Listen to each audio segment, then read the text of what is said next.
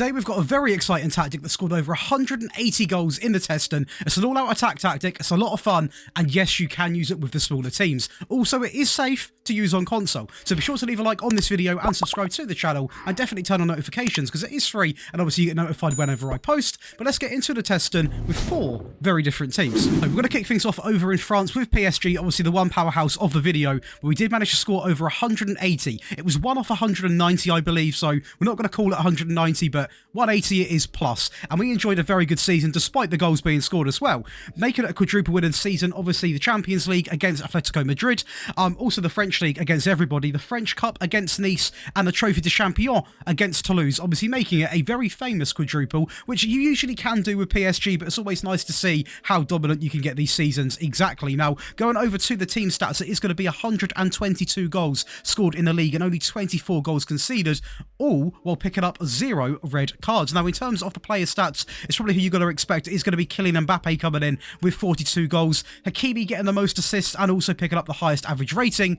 Pretty obvious he's going to do that, getting the most assists as well. Donnarumma, 97% of the ball, so we cannot complain there. And it was nearly an invincible season. We actually won 32 out of a potential 34 games. And the only 2 losses were against Monaco and obviously Lyon, 2 very good teams in that league. So no real upsets, to be honest. We didn't lose to like a Strasbourg or something like that. Going over to the team stats, though, we are going to dominate almost everything. The fewest conceded, we're going to have that. The most possession, again, this is definitely not a possession-based tactic, so do not expect to have 60% in every single one of your saves. When it comes to the most shots, we're always going to have that. Should do anyway. 841. We are not afraid to get a shot off at goal. The fewest shots against, 147. The most goals at 122. And also the most points at 2.82. So the attacking side of the game we've absolutely mastered, and also didn't do half bad in the defensive side as well.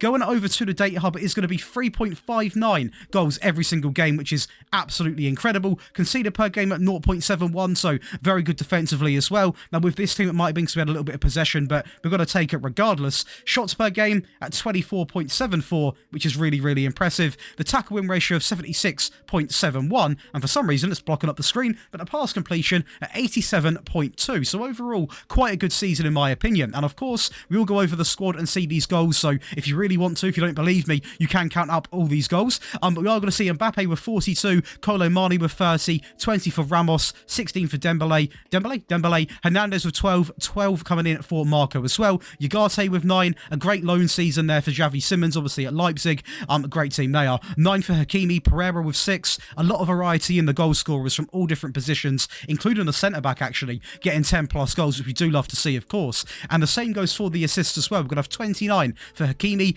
Marco coming in with 25, Mbappe with 19, Dembele with 16, 13 for Ugarte, 7 for Mendes, 7 for Hernandez as well. So we are seeing a nice mixture of players getting involved with literally every single part of the game. And this player here, Marco, is a player who honestly performs. He's one of them players in the PSG team who I don't feel gets enough credit, especially in FM. He doesn't really get much hype, but for me, whenever I test with him, he is absolutely incredible. So yeah, make sure you're picking this guy up if you can, because he's a baller. Up next is going to be 17th place predicted Burton Albion, obviously over in Sky Bet League 1, and we have come out and put on quite a good display, to be honest. Yeah, we did not go invincible, but we did dominate the league with 110 points, which is a remarkable season with a team like this. We scored 118 goals inside of the league and conceded only 38, all while picking up 0 red cards again. So discipline-wise, we were really, really good with the red cards. However, we did pick up a few yellows, so be honest about that one. Mason Bennett coming in with 30 goals, and it is going to be Bark picking up 19 assists and also a 7.31 highest average rating. Well, it is going to be Max Krabonde, I believe is how you say that, picking up a 94% pass completion. Now, unfortunately, we didn't do the double. The Bristol Street Motors Trophy, Derby did claim that, but overall, I'm not too gutted considering the massive overachievement in this division alone. Team stat-wise, we are going to feature in a very good 6 of them. Most points per game, the most goals at 118, most shots for 890, the fewest shots against 357, and of course, the fewest conceded and also the most clean sheets. So on this occasion, we're doing everything. We're defending well, we're scoring goals, possession-wise, also very good to be honest, with 61% of the ball. So although I'm saying you can't average 60%, so far I'm being proven wrong because we clearly are, but a very good season regarding that. Data Hub, of course, we are going to have a look. It's going to be 2.57 goals per game, so a little bit less, but still with a team predicted to finish 17th, almost a Sky Bet League 2 standard team in Sky Bet League 1. Very, very good to see. Still way under a goal conceded at 0.83, 19.3 shots every single game, a 76% tackle win ratio, and a pass completion of 87%. There's not really too much to hate. Up next is going to be Atletico Madrid, probably the third favourite to win the Spanish League title. Obviously, Barcelona, Real Madrid, wherever you want to put them. And we have come out and actually had an invincible season. Now, we did draw a fair few games, all right? We did draw a fair few. We drew 8 games, but still, it is technically invincible. We win 30, draw the other 8. We've got to take it any day. It was quite close with Barcelona. They had a very good season as well, but we got the job done. The Champions League is a bit of an unfair sort of judgment because obviously we actually are playing as PSG as well, so we sort of played ourselves. So we potentially could have won that as well because we did get to the final. Who knows? Obviously, we were having a very good season. But we did win the Spanish Cup against Real Madrid, lost the Super Cup against Barcelona, but still a double winning season with a third place predicted team with 0 signings. You can't really complain. Goals scored 125, not the best at defending in this league. We're actually the third best. Still quite good though, probably where we should be to be honest. But again, 0 red cards. So discipline-wise, we've really, really hit the nail on the head in this tactic. Memphis Depay comes in with 43 goals, which we love to see, and also picking up a 7.46 highest average rating, while it is going to be Koke contributing 22 assists, ranking him the highest assister in the team. If we go over to the team stats, we are going to feature in not as many as before. Possession-wise, 58%, so I guess you could give it a fair average of 58 to 61. That was literally what we've seen so far, so around about 60 then I guess would be quite a fair average. Most shots saw at 707, the most goals at 125, which is a lot more than Barcelona, and Real Madrid clearly had quite a bit of an off-season there in terms of the goal outlet, and the most points per game at 2.58, which obviously is going to be very close with the likes of Barcelona. But going over to that data hub, we are going to be seeing a very good amount of goals being scored, especially with Atletico Madrid, a team you don't usually associate with scoring lots and lots of goals. 3.29, so way over 3 goals a game, just under by 0.3 conceded per game at 1, which is very good to see. Over 18.5 shots every single match, which is quite a fair few shots at goal, which is why we're scoring these amount of goals. Pass completion, 87, that is definitely your average, what you can expect to get with this tactic. 87 has been, I believe, for the last 3 now, including this one. And a tackle win ratio at 75.89. Lastly is going to be 8th place predicted, Watford in the Sky Bet Championship, and probably the most challenging one we had in terms of just about getting the job done. Or I say just about getting the job done. We got promoted. We didn't win the entire league. We got promoted, but the gap from 2nd to 3rd is absolutely massive. So very close with Leeds, who obviously did win the entire thing, but we're going to take the promotion. Obviously, it's not the best of the best. Winning the league would have been the best, but we're going to take it and move on. We scored 143 goals, but this Watford team just simply wasn't that great defensively. As you're going to see here, conceding 54 goals, and whatever happened to cause this, I don't know. But 5 red cards in this season. So I have no idea what caused that compared to the other teams because I played the exact same style, the exact same sort of tactic. So no idea. Maybe the players just lost their head. But it is going to be Reece Healey picking up 39 goals. Matthias Martins, however you say that, with a 7.39 highest average rating. We've got Loauza coming in with 19 assists and also Ben Hammer contributing with a 94% pass completion. But discipline-wise, we were a little bit in the mud, I'm going to be honest. Team stats, we are going to look at it and we're going to feature in a couple. Not too many. It's going to be the most goals, which we absolutely cleared Leeds and Leicester. And if we just shaped up that defensive line a little bit, maybe I should have played a few games with the defensive variant. That's what I should have done. We could have easily won this league. And the most shots, again, at a ridiculous high of 886. But of course, if we go over to that data hub, we probably are just over a goal conceded at 1.17. It doesn't really matter because we are scoring over 3 goals a game at 3.11. The shots per game, very high at over 19. The pass completion, the best has been, I think, at 88.09. And the tackle win ratio, despite being the worst for yellow cards and picking up 5 red cards, is actually 76, which is higher than some of the others. So explain that. This is a great example of playing a very good team, especially in real life. Girona, obviously, who are, I believe, still currently top of the Spanish league.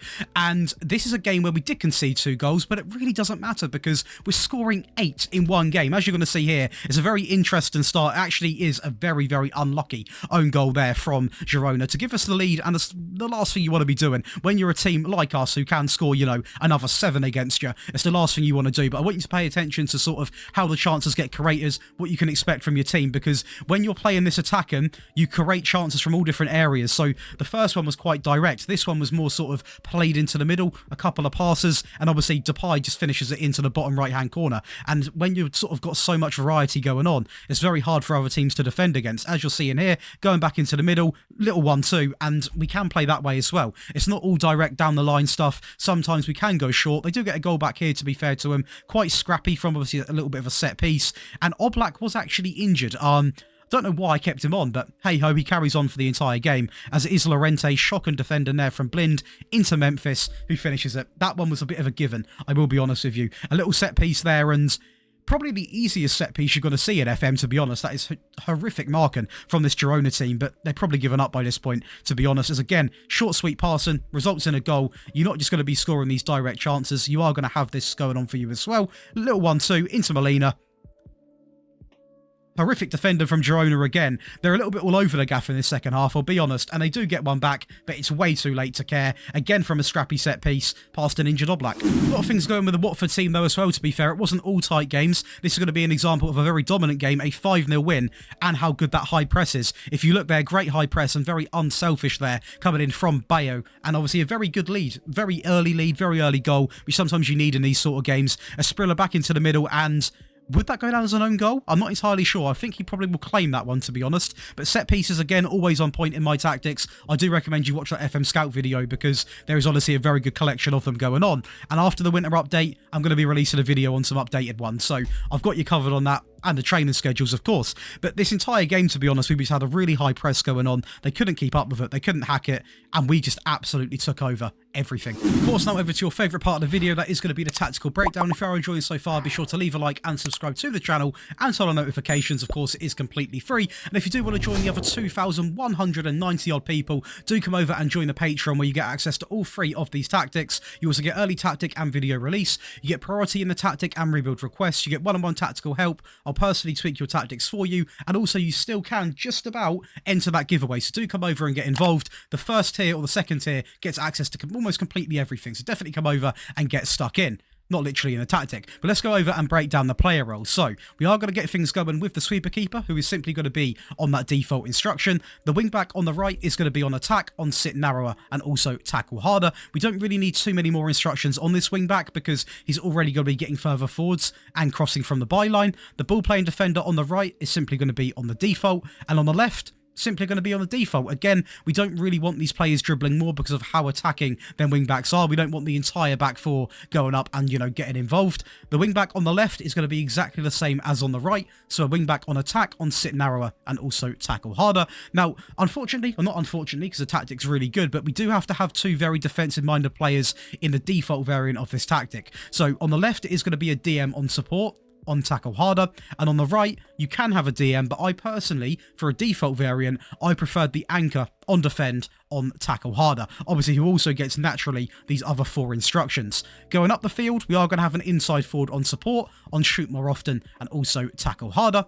And on the left hand side, we're going to have an inside forward on support, on shoot more often, sit narrower, and also tackle harder. Now, what I will say, if you're playing with a team where your wing-backs are absolutely dreadful, you can flip these around. And what I mean by that is you could have the inside forwards on attack and then the wing-backs on support. But I really have liked getting wing-backs involved in recent times, especially if you've got really good full-backs who obviously can push forward, can get to the byline, put a ball in. It really does work. But if your wing-backs are really, really bad, you can flip things around and the tactic would work really, really well still. And the last 2 up front are going to be the advanced forwards, who are both going to be on attack, both on tackle harder. New instructions all based off a custom tiki-taka style on the attacking, that is the attacking mentality. We are going to have a few instructions. The first one is going to be pass into space. Now, if you do want to get more possession, you obviously can untick this, but for me, having that occasional long ball in behind really did help us get the goals we needed. We're going to focus down the left and focus down the right, which is why you saw a lot of the play sort of start out there. Even if it did transition back into the middle, a lot of play is going to happen on the left or the right-hand side. We're going to play out from the back because we have got 2 ball-playing defenders, and we've obviously got them 2 midfielders in front of them, so we may as well do so. It's quite a risk-free way. We're going to go shorter with the directness. It is a meta tactic, so we are going to max out that higher tempo. We're going to opt for low crosses because usually when the fullbacks or the wingbacks, I keep saying fullbacks, when the wingbacks push up the field, they get all the way to obviously the byline, they cut it back, ping it across the floor, and it's an easy tap in. Now, for some reason, if you want to go down a more sort of long ball, target forward approach, get the ball into a bit of a big man, you can obviously have mixed or even floated. That is completely up to you. But if you can, I would stick to the low crosses. And lastly, it is going to be run at defence. Transition, there's going to be 4 things to talk about. The first one is going to be playing it to the centre-backs. In my opinion, you could get away with playing to anyone across the back line, but because these wing-backs are going to be quite attacking, they might already start to have pushed up, which can cause a few sort of inconsistencies and you might mess up. So I would just keep it to the centre-backs because they're always going to be near the goalkeeper. Nice and risk-free. We're going to play the ball out quickly because we are playing a very attacking way of playing football. We're going to counter-attack, and of course, we are going to counter press. Lastly, we're going to whack up the high press and line of engagement. A little something I've learned from making the videos on FM Scout. It is absolutely broken on this game. The much higher defensive line is the key to outscoring everyone. Even with a team like Watford, where we did concede a fair few goals, we scored so many, we got promoted. It's as simple as that. The match engine is realistic, but oh boy, you can get around it. You definitely can. We're going to max out the trigger press and prevent short goalkeeper distribution, and we are also going to select get stuck in. That's going to be a default variant, but do stick around because you need the attacking and defensive ones because it just completes the package. But it's against a very weak team and we are playing as PSG, but 11-0 is still quite an impressive result in my opinion. Almost unbelievable, but when you are playing a team like this, they pretty much give up, as you can see, inside of 1 minute. We scored before the first minute even hit, just about, I believe. It is going to be Hakimi with the low cross, as I was just talking about, into Dembele, and it is going to be Marco scoring a set piece from the outside of the box inside of 30 minutes. And just look up here. This is the absolute collapse. They go on to concede another 4 goals before the end of half-time. And you can see here how attacking we are. So we're going to have a player back here in Marquinhos. We're also going to have, I believe that to be Hakimi. But Kimpembe is going to naturally drive up. You got Dembele who's going to be overlapping. You got a great in-behind run here from Mbappe. He's going to play it into Dembele, into Mbappe, cut inside. It's a bit of individual quality, but I don't even think any goalkeeper's going to be saving that one. As Hakimi gives it, probably wants it back, but he goes on the other side, back into Dembele, across into Mbappe. The low cross is coming in again, time in, time out. They always seem to work in this year's game. As we might see it again here. No, it's going to be Hakimi cutting in, into Mbappe. Dembele's still on the floor injured, but we're going to go on and score. Why not? He'll be all right. He'll be fine. One more goal before half-time. It's going to be Marco down the right-hand side. He's going to cut it back into Hakimi. Little touch inside. And even the right-back's getting involved. For some reason, Mendes did have a decent season, but Hakimi really did dominate the right-hand side. We seem to favour the right-hand side. Not intentionally. That's just how the game sort of played out. But that's always quite an interesting thing. Obviously, Mendes there with the throw-in, as we are talking about him, into Gonçalo Ramos, who again had quite a decent season. Not as good as Mane or Mbappe, but a fairly decent starting season for him. As Marco knocks it down into Mbappe, touch inside, and you can't really stop this guy in the box, outside the box. Whenever he has a shot, it's at least going on target. As we go very long there, pass into space being used correctly, into Mbappe. 11-0. Now going over to the attacking variant, again, Patreon members can get all 3 of these tactics in one very simple download, and you get loads of other perks as well, but they are included in the video for you guys to copy, so be sure to load all 3 in, because then you can simply change the way you play in a simple click in the game. So the goalkeeper is going to remain the same, the wingback on the right and the left is also going to remain the same. Well, this one actually does change simply back to just sit narrower and tackle harder. These 2 ball-playing defenders remain exactly the same. The midfield is where the first change comes in. So the DM on the left does remain the same because we need him in the team. But because we are now going attacking, we're really trying to push for a goal. This would be a great example if you're drawing a game, you want to try and get the win badly, or you're a goal down, for example, and you want to get a point from the game. The Volante comes in on support, on move into channels, and also tackle harder. The inside forward on the right and the left have the same instructions as the default, but they are going to get changed from the supportive duty to the attacking duty. And lastly, the advanced forwards up top remain exactly the same. The instructions, the mentality and the tactical style remain exactly the same. So tiki-taka on the attacking mentality. We're going to pass the ball into space. We're going to overlap left and overlap right on this occasion, which are going to be obviously the different instructions because we really want them fullbacks getting involved and really getting stuck into the game. And also we're going to add a be more expressive. Now, this is very attacking. I wouldn't recommend going into a game like this, but sometimes you can be dominating a team the entire game and you simply can't score. So it's handy to have this at your disposal because you are going to fully fully send it and you will get the goal you need, but obviously don't go into a full game right away this attacking because it probably won't end the best. Transition, it's going to be pretty much the same. In fact, it might be the same actually. I think the only change is going to be take short goal kicks. Lastly, the out of possession is still going to have that much higher line, the high press and line of engagement. This remains all the same. Get stuck in, but the one thing we are going to change is we're going to step the line up more. Very aggressive. We're almost going to be inside their half. They're going to be backs against the wall because it's going to be attack, attack, attack. And lastly, it's going to be a defensive variant, the perfect tactic to defend your games out with, or potentially even play with an underdog with. It's almost like a 4-4-2 instead of a 4-2-4, but technically it can be described as a 4-2-4. You're 4, you're 2, and then you're 4. So it can be described as either in my opinion, but I can see why some might resemble this as a bit more of a 4-4-2. The goalkeeper does remain the same. The wing back on the right and the left are now going to both be on defend, on sit narrower, and also tackle harder, and both of these ball playing defenders are going to be exactly the same. Now in the midfield we have really shaped up this back line by introducing 2 DMs who both are simply going to be on support and also tackle harder. On the right hand side it's going to be a winger on tackle harder and mark tighter, and on the left it's going to be exactly the same.